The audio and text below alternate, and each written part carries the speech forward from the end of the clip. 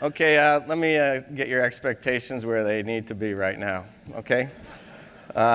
First of all, Secretary, Ambassadors, Admirals, distinguished members of the audience here, when I checked in to be a fellow at the Council on Foreign Relations, you go through an interview process with a distinguished panel, and I was selected along with another officer. And a couple of months later, I went to New York City. I bought a power tie. I bought a suit. I had a nice pair of shoes on. They weren't cough rams. And I walked into the director of studies, and he said, "Are you the academic or are you the Marine?"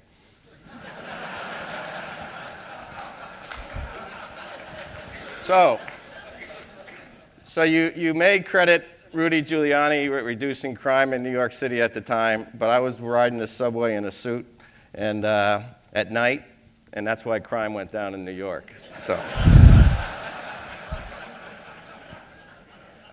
I had the privilege of listening in. I was over in the green room there at the panel here, and I understand that the last couple of presentations were pretty much at the strategic level. I'm going to probably take it down a notch and say, okay, what does this mean on the battlefield? What are we thinking in the Marine Corps about what does energy mean to what we do on the battlefield, and what are we seeing out there? To preface this, and to give you the bad news up front, we're using more energy, and it's getting more expensive in everything that we do. And we actually have an exponential increase in our use of energy, and we have an exponential cost increase. So there's no good news here that I can think of right now on our supply and demand side. We're going to continue to demand more energy, and it's going to cost us more, so how are we going to deal with it? Recently, Secretary of the Navy Ray Mabus was recently quoted as saying, "Nobody's ever accused the Marines of being tree huggers. What they really are good at is warfighting, and they are aware of how energy affects that." And that's really what I would like to talk to you about today. What are we thinking about energy? We are thinking of many things, and three parts in particular. We think about the operations of our base and stations, just because of the routine operations of running a base and station, the utilities that you have to run, the fuel that you have to expend. We are thinking about readiness. What are our energy needs to prepare the force for the operations that it has to operate in today? And what are we thinking about in warfighting? What are our needs to meet the operating needs of the commander in the environment that we will likely find ourselves operating with? I will leave it to others to talk about base and station operations, and as the head of the Combat Development Command, I would like to focus just today on readiness and warfighting. So what does energy mean to me, and what do I think about when I think about energy from a warfighting perspective? Well, first of all, I think about training. What energy do we have to expend to train the force? We need fuel, we need power, we need water, and that becomes expensive. And the environment that we operate in, that training becomes pretty demanding. So our training costs and our readiness costs are going up. I obviously think of fuel and the cost of fuel. I think about power. If you take a look, and I'll give you some stats here in a minute, how much power we use in our operations centers now, it's really amazing. All right? I think about force protection. When you think of the counter-IED fight, all our radio-controlled IED devices are now powered. So when we want to jam an IED, I have to create power to do it. Our observation systems that are at each of our forward operating bases require power to operate. All right? So we have a new requirement of force protection. I think about money. I think about our O&M costs. I think about transportation. One of the things I have to transport is I have to transport water, and I have to transport batteries. I think about maneuver. I think about the cost to maneuver on a battlefield, not in the classic sense of tank battalions and infantry regiments now, but the fact that we have forward operating bases spread out over very large areas that we have to resupply and we have to be able to get to. I think about communications. We have no shortage of new communications devices to build situational awareness. I think about the need of systems to be able to process intelligence, and I think about fires and the need to apply that. The challenge for us in both readiness and warfighting is that our energy needs are increasing, and so is the cost, exponentially, as I told you up front. Conservation will not get us to where we need to be on its own. We can say we're going to conserve and we're going to appreciate our energy uses, but we're just not going to get there by taking that approach all by itself. And we cannot buy our way out of this problem. We're not going to be able to do research and development that's going to buy our way out of this problem. We're going to have to think about it. And we're going to have to come up with new concepts and new ways of business. And as somebody said, we're going to have to change some of our behaviors if we're going to succeed in being able to do that. So what should be our approach? Well, before I give you the approach, let me just give you the idea of our scope. You know, today we have about 20,000 Marines in Helmand Province operating in Afghanistan. All right? We use 260,000 gallons of JP8 a day. We use 458 bottles of water every day. And that supports 100 forward operating bases. Moving just the bottled water requires 83 trucks each day. All right? Our growing demand for liquid logistics detracts from our expeditionary nature and decreases our effectiveness in many ways. This does not even mention the requirement for battery resupply or the risk incurred by these tasks with providing in-transit security. Because whenever I put a convoy on the road, it's just not the water moving. It's the gun trucks that are needed to protect the convoy, and it's the Marines and sailors that need to go in harm's way to move this around the battlefield. So how are we thinking about it, and how are we going to attack this problem? Well, I think we do it in the traditional way that Marines approach problem solving. And there are 6 characteristics that Lieutenant General Brute Krulak used to say how we approach the problem. Well, first of all, you know, you got to think of the Marine Corps, we are thinkers. Now, if I asked you out here right now, how many of you really view the Marine Corps or Marines as thinkers? I'd ask you to raise your hands, and you'd probably underwhelm me with your response, okay? All right? So, all right, we got a couple here. Secretary, you're there. All right. All right? So we have to change our concepts. I know some of the admirals I work with in the Pentagon didn't give me credit for thinking, but that's okay. But we have to think. And that's what I said. We're not going to buy ourselves out of this problem. We have to change our concepts. We have to come up with innovative ways of doing this. And that's the other thing. We have to be innovators. All right? We're looking at fielding a cargo UAS this fall in Afghanistan, not to replace assault support helicopters, but to get trucks off the road. If I get trucks off the road, I can reduce some of my demands because I could do some of that resupply of water or batteries or fuel by doing it a lot cheaper by using a cargo UAS. All right? We got to get lighter, and we continually press industry to make us lighter in material solutions. The reality of the battlefield is everything is heavier because of the IED threat that we face. Vehicles are a lot heavier, not because we want them to be, but because they have to be to protect the Marines and sailors who operate them. And the more weight you have, the more energy you have to expend to move the object. We have to be improvisers. All right? That's why we have, for the last 3 years, we have been doing these expeditionary energy fobs where we've went out to industry and said, hey, what do you got out there? And if it works, let us take it and we'll use it and we'll apply it on the battlefield, and I'll tell you a little bit of the successes we had with that. And we have to be penny pinchers. You know we have to get every value for the dollar that we can get. And we're always going to continue to be the comrade at arms. It's always about the Marine on your right and your left, and we have to always be the fighters. It's all about war fighting to us, and that's hopefully what I'll be able to impart to you today.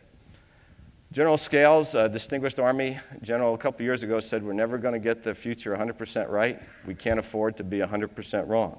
Secretary Gates has recently said that the U.S. has a perfect track record in predicting the character of the next conflict. Never once have we gotten it right.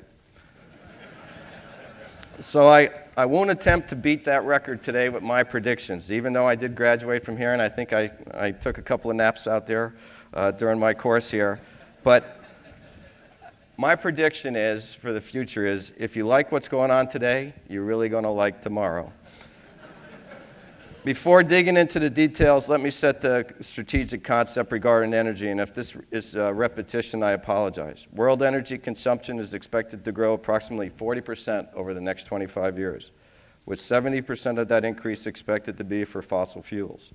Major powers such as the United States, China, Germany, Japan, and South Korea depend on imported oil, while emerging economies will demand more. Future supply is not unlimited or assured. Government-controlled national oil companies command more than 3/4 of the world's known oil reserves.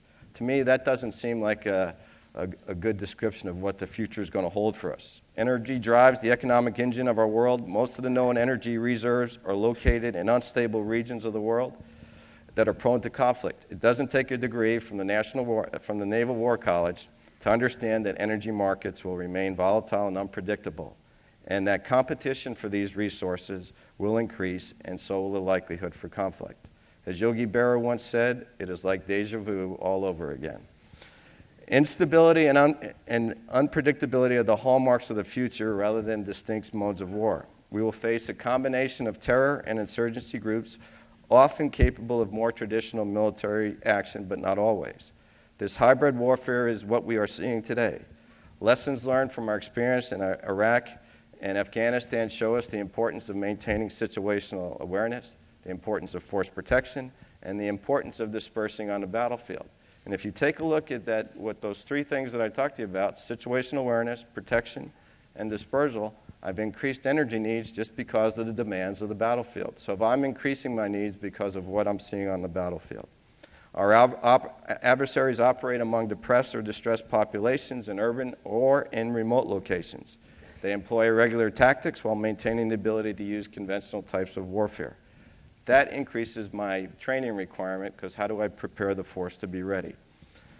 Separating bad folks, hiding among the innocent has forced us to spread out on the battlefield.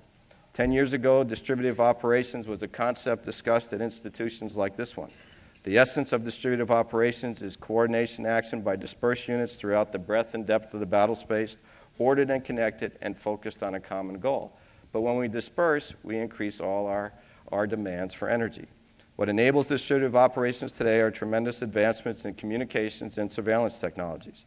For example, prior to 9/11, a typical Marine rifle company possessed 9 radios. Today, this same infantry company has over 224. That is an astounding increase in capability and in battery requirements and in energy requirements. In the past, our Marine rifle companies would operate in a linear fashion, covering no more than a mile footage. Today in Afghanistan, these same 150 Marines are covering over 150 square miles. Technology allows one company of Marines to be simultaneously engaged in heavy combat operations in one location while providing local security to schools in another. Think logistics, think fuel, think water, think security, more people. Think force protection, think weight, more vehicles, think power generation for situational awareness. As we look at the readiness of the force, we are a force that must be ready today to meet today's conflict. Look at what we've just done in the last year in working in partnership with the Navy. We've not only maintained 20,000 Marines in Afghanistan, we've responded to crisis in Japan, we've responded to crisis in Libya, and we've all done that with the same force. And that readiness bill comes with a price. We have to be able to train the force. Much of training and execution of combat forces is about the effective use of energy. The force that can be ready, rapidly deploy, and quickly respond on the battlefield will emerge victorious. When Marines think about energy, we think about it as a critical, finite resource that we have to husband. And how we garner and expend energy in training is critical to readiness and critical to achieving relative advantage on the battlefield. We will be using simulation more and more in our training of the force to be able to conserve energy. But sooner or later, you have to do it for real. All right? And I'll give you the most simple example. If you go through basic training and you give a young recruit a blue dummy grenade and you say throw it and operate with it, they're very good at doing it. They don't get nervous or anything. Once you put them in the live grenade pit and you give them a live grenade and you say pull the pin, they tend to drop it in the pit, which causes some excitement for a minute or two. Or they when they say throw the pin, I've watched this a few times, they forget to pull the pin and then you got to go out and bring it back and show them how to do it again. Or other times they fling their arm way back and when their hand hits the back wall, the grenade goes outside the pit and that really causes some excitement. Just like flying aircraft. And many of you are aviators out here. You've done a lot of simulator time. And our simulators are world class right now and they can simulate just about anything. That's a little bit cheaper than actually flying the aircraft. But sooner or later, I'm sure, there's a difference of being in the simulator when you're trying to land on the carrier at night than when you're actually trying to do it at night and everything is going wrong. Sooner or later, you need to have that experience to get your combat effectiveness. But we're trying to change our behavior early on. What we're doing, for example, in energy with our infantry officers right now, we make them take out in the field when we take them out for their extended field operations. They take out solar panels to recharge their batteries because we're not going to come out and see them for a battery resupply. We make them create their water where they are because we're not going to transport water to them. So when I tell you that we're not going to buy our way out of the problem, we have to change behaviors. And you'll be pretty excited about some of the things that we're doing that's helping us control this demand, but not necessarily solve the problem of increased power requirements. The maneuver range and endurance of Marine is greatly influenced by the need to move or carry batteries, water, food, weapons, and ammunition. The weight of these requirements not only degrades speed and distance, it also stacks a toll on the individual Marine. As warfighters, our ultimate goal is to enhance the availability of energy to be applied at the point of action while conserving all other energy expenditures. The Marine Corps stands to gain its greatest efficiencies in all actions prior to decisive engagement with the energy. As Newton said, to every action there is always an equal and opposite reaction. Modern tools of warfighting are tremendous combat multipliers in today's hybrid threat environment, but they come with unintended consequences. A dramatic increase in the demand for energy on the battlefield, and with it, increased risk if the energy is not available, not to mention the increased cost. We have found that for every 50 fuel and water convoys, we have one Marine killed or wounded. In the last 10 years, we have seen a 300% increase in the use of computers, and the number of radios has increased threefold. We have deployed 64 megawatts of electrical generator capacity to Afghanistan, enough to power a small city twice the size of Camp Pendleton. In 2001, a Marine company hauled 122 pounds of batteries. Today, it is 586 pounds of batteries. A single battalion in OEF today uses approximately 6,000 pounds of non-rechargeable batteries per month. Think trucks. Think helicopters for resupply. Think the risk of putting those vehicles and helicopters on the road or in the air. Think the people that have to be able to transport it, and think the cost. In 2001, a Marine Infantry Battalion had 64 lightly armored Humvees. Today, it has 173 MRAPs and MATVs. With protective armor, our vehicles are 3,000 to 5,000 pounds heavier each. The fuel efficiency of our fleet of tactical vehicles have dropped 30%. Fuel costs have increased dramatically. The financial burden is significant. We spend about $1.4 million a day, or about $7.20 per gallon for our operations in Afghanistan. Annually, we spend about $22 million on batteries. The challenge we face and how we train and equip the future Marine Corps is this: how do you return to a more austere Marine Corps without sacrificing the tremendous gains in our operational effectiveness? In March of this year, the Commandant called on the Marine Corps to change the way we use energy, and we always listen to the Commandant. The effort is not about going green. After all, we are the green machine anyway, but nor is it about calling on our Marines to turn off lights or do without fuel. They need to execute the mission. Our strategy is focused on one goal: increasing our combat effectiveness. By the year 2025, the Marine Corps will deliver the same lethality to austere environments, but only require half the fuel it does today. By 2025, we will deploy Marine Expeditionary Forces that maneuver from the sea and sustain their C4I and life support systems in place. The only liquid fuel needed will be for mobility systems, which will be more energy efficient than systems are today. Okay, now you're probably going to say, prove that. Okay? First, how do we get there? First, we will strive to procure and use more efficient equipment and upgrade our legacy equipment. We do need a breakthrough in armoring or in protection to be able to help us here. Second, we will increase our use of renewable energy through innovation and adaptation. We need a breakthrough in battery technology. I can generate a lot of power on the move. We have proven with trucks that we can put in the drivetrain, we can put a generator, we can put in the wheel hubs, we can put a generator. We can generate energy, but right now the problem is battery technology is large and it's heavy. So until we get a breakthrough in battery technology, that is going to be hard, but we can generate that. I can even generate energy with the pack on a Marine's back because the motion there does create energy. I just don't have a place to store it for when I need to use it that is light and easy to get to. And finally, and most importantly, we're going to change the way we think about this. When I first went to the basic school, we got 2 canteens of water. And remember now, everybody talks about you hydrate or you die. Back then, we got 2 cans of water and a couple of salt tablets. All right? And if you ran out of water during the day, that was your problem. All right? So we have to change behavior early on in basic training about that we just can't be using this energy and not having a consequence from what we do. So from our non-commissioned officers to our general officers, we must be aware, we must be engaged, and we must be accountable for our energy use. It is about training modern-day Marine Spartans to understand that a resource-efficient Marine is a more combat-effective Marine.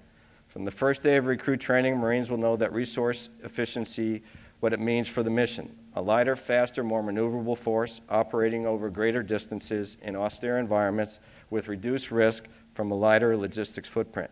Bottom line, there will be more Marines in the fight and fewer hauling fuel and water. All right, now I'm going to try to tell you that I'm really serious here. We will increase our use of renewable energy again through innovation and adaptation. In 2025, all C4I systems will be powered not by JPH generators, but by renewable and alternative energy that is harvested in place. One Marine rifle company at the tip of the spear in Sangin Province recently showed us that it can be done. So I noticed there was some skepticism in the audience when I said, okay, what are you doing now? 3rd Battalion, 5th Marines, which just came back from a pretty heavy-duty fight in Afghanistan. They took a tremendous amount of casualties, both killed and wounded.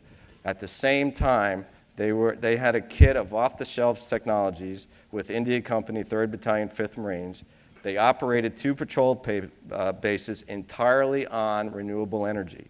These systems required little maintenance, they were quieter, and the demand for resupply was much lower. This company also, the parent, one of the companies in 3.5, ran its command outpost on hybrid power, a combination of fuel, battery, and solar power generators, reducing the fuel demand, and this happened real world in combat this past year, reducing fuel demand from 25 gallons to 2.3 gallons per day.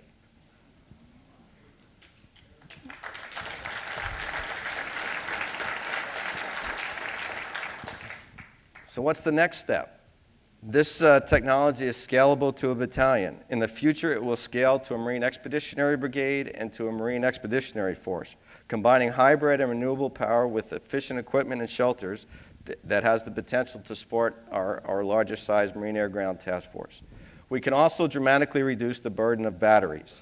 Using lightweight, man-packable solar energy to recharge the batteries, the Marines of India Company 3.5 conducted a 3-week patrol without a battery resupply. Right? So not only did you have to buy the batteries, you didn't have to do that. You didn't have to task a helicopter to fly in the batteries, or you didn't have to put a convoy on the road. So we are serious about reducing our demand. All right? This technology also lightened the load for the Marines tracking the Taliban throughout the hills because they didn't have to carry extra stuff. I talked to a company commander about 2 weeks ago, just returned from Afghanistan. And when he had to prioritize his lift for helicopters, what he did is he prioritized getting out the rechargers for the batteries was what his #1 priority was when he had a bad day of getting aviation.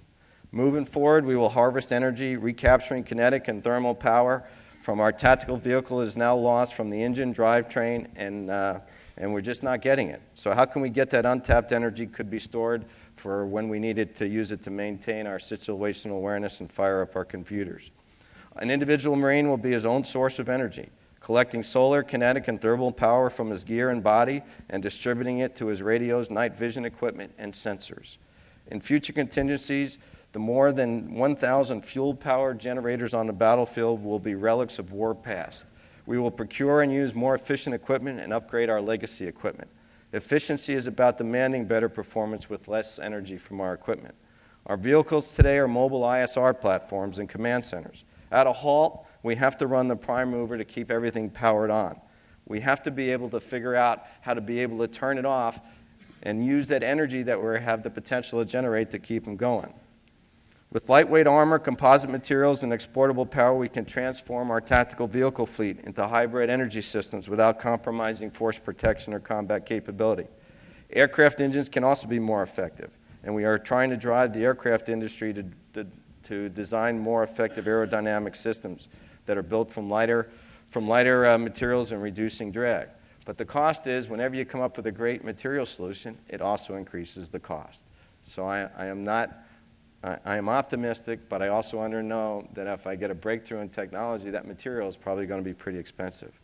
60% of our ground energy is consumed by equipment to cool and heat our equipment and our Marines.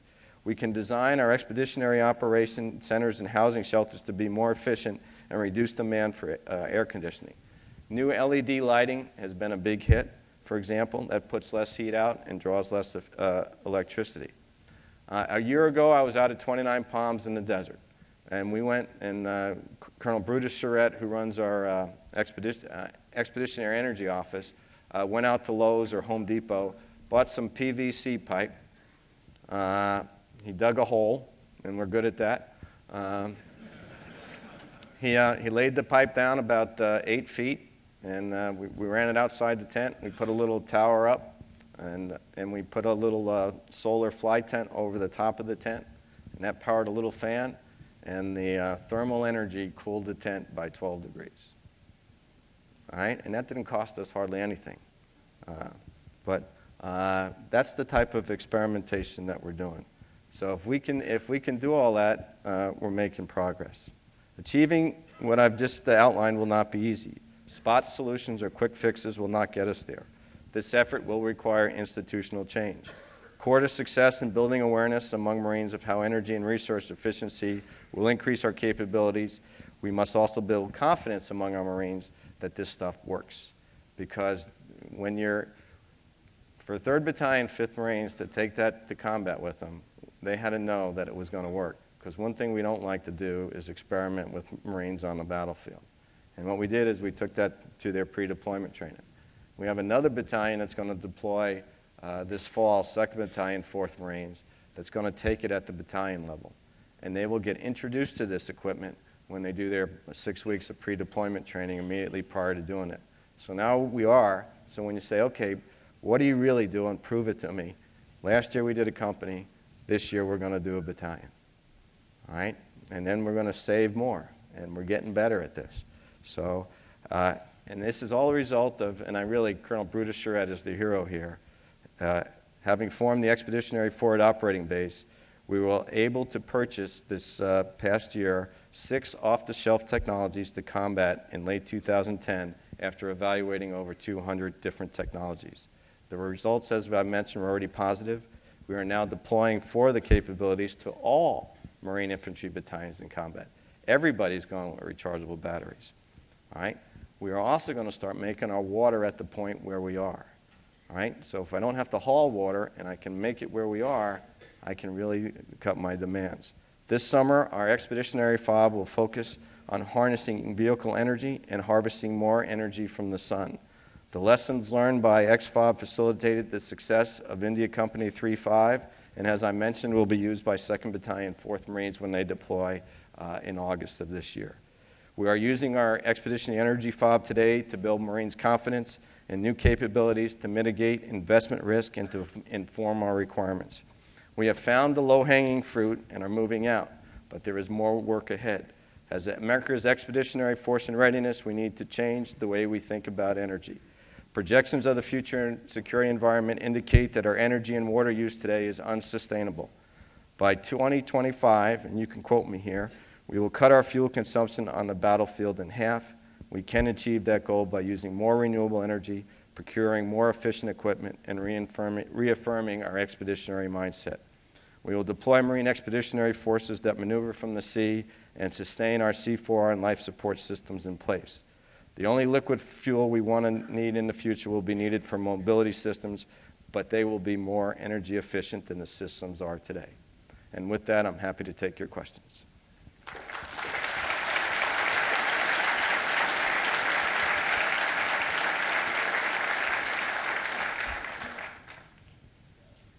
Yes, sir.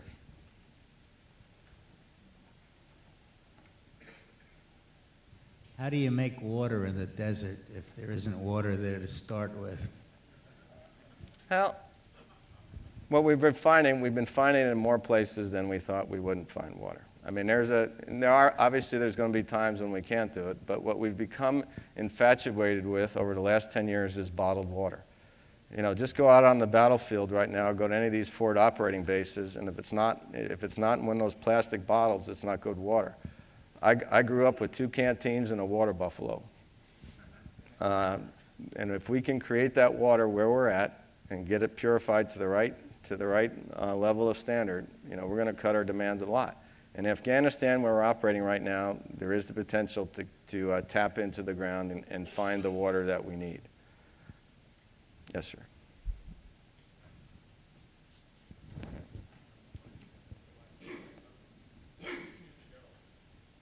I think we could actually do even a factor of 2 or 3 better on efficiency than Exxon, good though it is.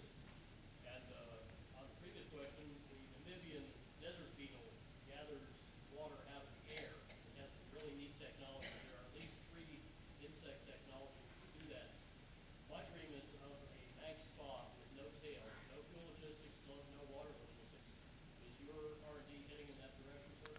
Ideally, if we could make our FOB self-sustaining, we were.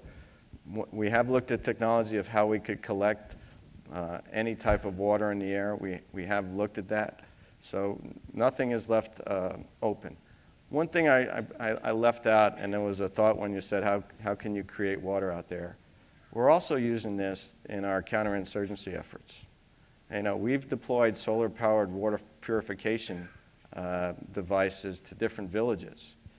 And that makes a difference. And in a village that we deployed it, they started making pure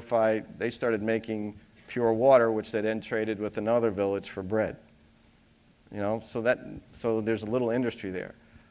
For the schoolhouses, you know, if you can't run the power lines, solar power could be enough to be able to get the schools back up and running.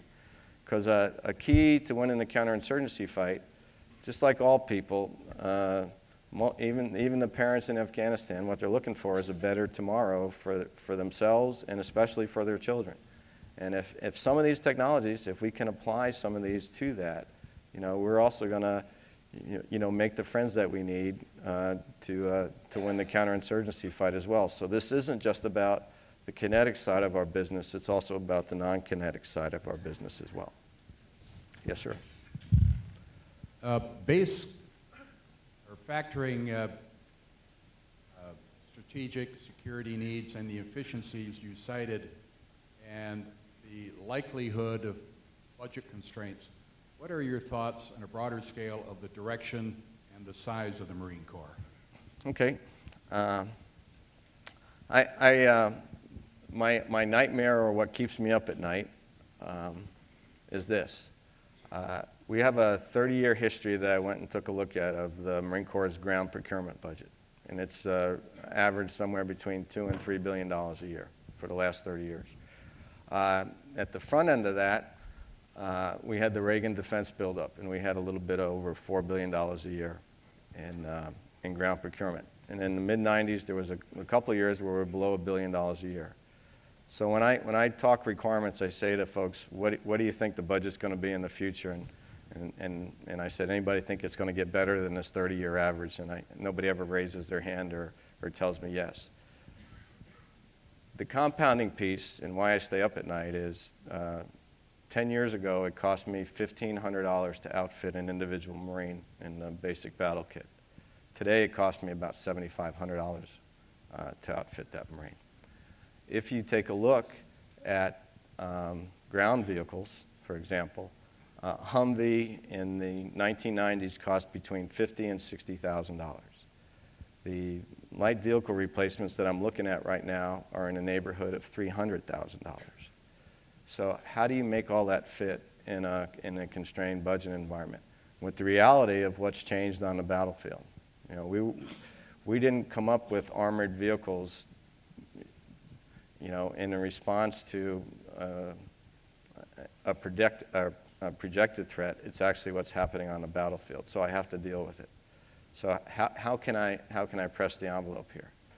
When we did the force structure review, you know that when General Amos came in, the Secretary told him to define, both Secretary Mabus and Secretary Gates told the Commandant, I want you to define for me what the 21st Expeditionary Force in Readiness looks like. And that was General Amos's first assignment, really, when he took over as Commandant. What came out of that was an affirmation of the role. The first thing was that we were going to be the nation's Expeditionary Force in Readiness. That means that if you've given that role to a service, I believe there's savings within the joint force that if we are focused on that role, nobody else needs to be focused on that role. And that should be our traditional role. And there's some efficiencies there. And then what we did, the second part of the homework assignment, was to come up with the force structure needed to do it. And what we came up with was 186.8. Because don't forget, we grew the force from about 179,000 to 202,000 in response to the demands in OAF and in OIF to do the rotation of the battalions. It would have been easy, and we could have done the force structure review in about a week's time if we had just taken out what we had added to the force and just took what we grew and didn't. But we didn't. We changed the vector of the Marine Corps. And what we did in that 186 force, for example, in there right now, is the Marine Special Operations Command is now in that force structure. It wasn't in a 176,000 Marine Corps or 178,000 Marine Corps. And that's 3,700 Marines. What we also changed was the enablers that we needed, that we found out that we need on the battlefield, the intel folks, the communicators. We also resourced our cyber capability. And then we also created the Joint Task Force to do it. But we also cut things inside the Marine Corps. We eliminated 20 plus headquarters above the lieutenant colonel level, all right? And we found our own efficiencies in some ways. So we think 186.8 is right to do the role. I know there'll be strategic reviews and policy discussions going on in the Pentagon right now, but I feel pretty good going into it because we do have a pretty detailed effort that took about 6 months that took a look at the role that we believe that we're going to need to perform along with the Navy, and we came up with the force structure to do this. That can be where we adjust from, but there's the academic work or the detailed foundation behind it that we can justify. Yes, sir. So I'm wondering if two communities are keeping up with your changes and your gains in efficiencies and combat effectiveness. And the first is, are the operational planning tools being developed that will allow you to look at the energy and power needs, which are going to be different if you're in the jungles and the mountains versus in the desert. And the other is the acquisition community. Are they changing the way that they procure to support those kinds of efficiencies? And my example would be, the generators that are out there in the fleet today, they really weren't procured under any efficiency spec, and they vary wildly. No, you're right. On the planning tools are there. We have a pretty good handle on how to do the planning for the logistical support. For the requirements in the acquisition process, I think, and I'm a requirements guy, so I'm not an acquisition guy. I believe we have to change the relationship between requirements and acquisition. It's real easy right now for me to write a requirements document that's about 3 feet in depth and hand it to the acquisition guys and say, meet every one of these requirements. And they will kill themselves to meet every requirement in that document. What we need to do is do the cost trade-offs up front, which gets to your efficiency things is, okay, what capabilities do I want and what do I have the ability to pay for? And that requires a new relationship between requirements and acquisition, which we're trying to do now. As we move forward on the replacement and the development of the amphibious combat vehicle, we have created this new relationship between requirements and acquisition, which also means that we've brought systems engineers and cost people into the requirements aspect so that as we're developing the requirement, we're going to do those trades early on between capabilities and costs so that we're not giving mission impossible to the acquisition force in the future. Yes, sir. Thank you for your time this morning. Professor John Hooper with the U.S. Naval War College Fleet Seminar Program down in Washington, D.C. I'm an operator, and I'm very encouraged with a lot of the information that's been passed this morning. But as an operator, I remain a little bit skeptical And all too often I've heard the statements made that, well, this briefs well, but in reality it doesn't work.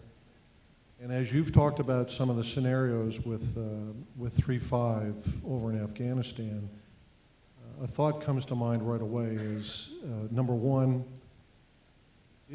are some of these energy efficiencies, are they survivable in a combat environment, number one? And number two, do these prospective energy efficiencies reduce your agility and lethality in the field? Hey, two great questions. First of all, the reason why we created the expeditionary energy experimentation FOB is we do not experiment with equipment while we're engaged in combat. So we tested this in the environment that it was going to have to operate in. So whatever technology we gave to 3rd Battalion, 5th Marines was proven, because we did not want to add to their burden because they were engaged in a heavy fight. They're the battalion that went in the Sangin. And they used this. And the second part of your question, it increased their effectiveness because they could prioritize, because they weren't worried about battery resupply, because they could decrease their fuel requirements. They could prioritize other things for resupply. Many times if you're in an environment, we've had battalions in the past that they, on the radio, what would you like, food or ammunition? You're only going to get one. You know, because of something that may be going on that day. I'm not saying it happens a lot, but sometimes what do you want? And if we can take those burdens off the commander, that's a good thing. So we're not going to experiment with folks in the field. That's why we do these energy FOBs, and we take them to the same environment. We also make sure that the Marines know how to operate the technology before they deploy with it so that there is no risk to the force and that it's a combat enabler rather than a combat distractor or a degrader. So I think what Brutus Charette has done with screening the technology ahead of time, don't forget, we went through 200 technologies and came up with 4 that worked. So that should tell you that we're serious about this and our approaches to make sure that we do no harm. But I am excited about what we're doing. But we're not going to take a shortcut. And when 2nd Battalion, 4th Marine goes, 4th Marines go in August, they're going to go with stuff that's going to enable their mission, not detract from their mission. Yes, sir. Okay, got one right there. I'd like to ask a larger strategic question. All speakers this morning spoke about the changing structure of global energy and relationships, and spoke about how rapidly that may be changing in the future. I'm wondering, as that changes, they spoke about diplomatic changes with respect to relationships between nations and shifting economic relationships, which ultimately gets translated into military configurations. What kind of stresses does this place upon the leadership in the military as we see shifting global relationships where friends become enemies, enemies friends, and situations can break out any time? Are we heading towards a more volatile situation that is more difficult to manage? And what kind of stresses get introduced to the leadership of the military in these conditions? I think my view of the world in the future, what you're describing is you've created demand for naval forces to be able to help shape that world. I think what naval forces have traditionally done by being forward engaged without being forward based increases your opportunity to create the relationships, to create the friendships that you need to be able to operate in the world that we're likely going to face. So we're going to need as many friends as we can get out there. The fact that we can show up, you know, from a sea-based platform and operate and visit without getting in the way of a nation's sovereignty. I often refer to engagement as the mother-in-law approach. We're glad to see you, happy to see you go.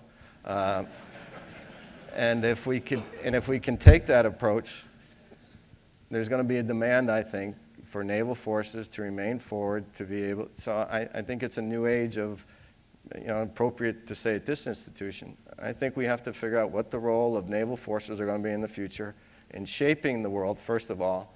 And as we've seen, at least in the last 2 years, who gets the call when something goes bad in the world, whether it be an earthquake, a tsunami, a natural disaster, or the need for strike operations? Who can get there? Who can sustain themselves? And who can extract themselves from the mission without having to take time to build the bases and have some rheostat to be able to control it? So I'm optimistic about the role of naval forces in the future. And I know there's other larger threats out there, but like I said, I think the world that you see today is likely the world that we're going to see in the next 5 to 10 years.